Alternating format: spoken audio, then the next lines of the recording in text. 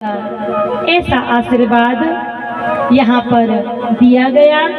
बाबा तुलसीदास जी ने भी कह दिया कि निज गिरा पावन करण कारण राम जस तुलसी कहो, रघुवीर चरित अपार पार दीपार कभी कोने लहो। मैं अपनी जीवा की पवित्रता के लिए भगवान राम का चरित्र गाया। किसमें सामर्थ्य है मेरे भाई बहन कि आकाश की संपूर्ण ऊंचाइयों को छू ले, लेकिन फिर भी जितना भगवान की कृपा से आशीर्वाद मिला आपके बीच में गाकर सुनाया गया। और अब मानस के द्वितीय कांड जिसका नाम है श्री अयोध्या कांड।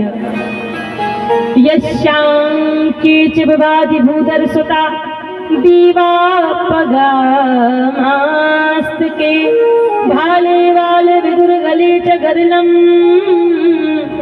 यशोरसी व्याल राम।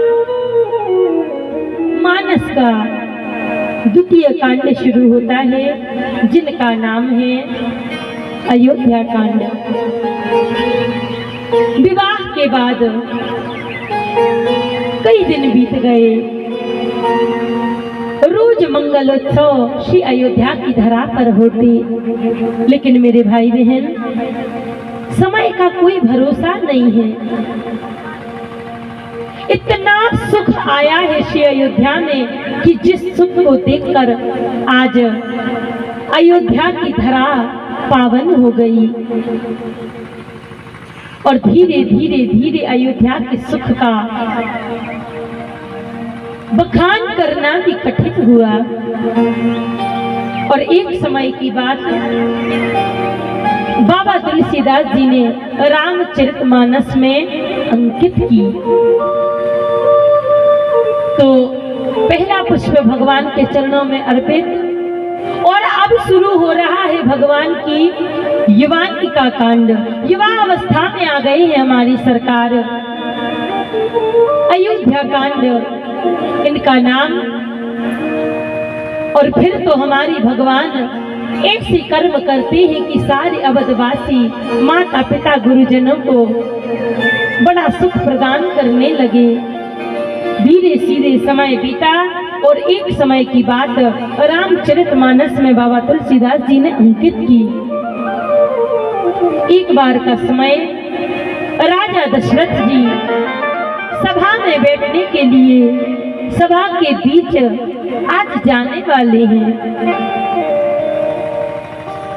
और सभा में जैसे ही दशरथ जी पधारे तो राम जी भी अब सब लायक हो गए हैं, इसलिए मंत्रिमंडल को बुलवाया गया और कहा कि आप बताइए क्या हम राजा राम जी के लिए अब राजा बना दें। और तब सारे मंत्रिमंडल ने एक ही स्वर में कहा कि हाँ, अब राम जी हर प्रकार से लायक हो गए हैं और राम जी को राजा बना दिया जाए। और तब एक समय राजा पधारे हैं और फिर तो मंत्रिमंडल से अनेक प्रकार से बात की।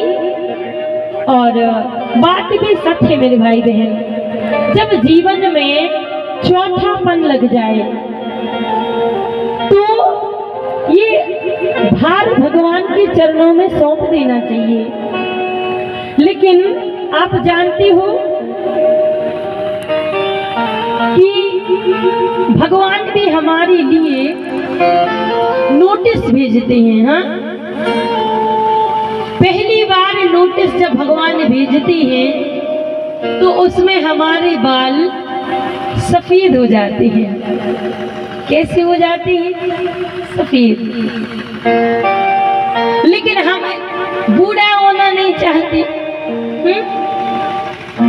तो हम क्या कहते हैं? भगवान के नोटिस को खारिज कर देते हैं कि ना ना, ऊपर आने का समय नहीं हुआ। तो क्या करते हैं? दुकान से मंगाते हैं डाई और सफेद को कर लेते हैं काले। दूसरा नोटिस भगवान भेजते हैं, कान से कम सुनाई देने लगता है।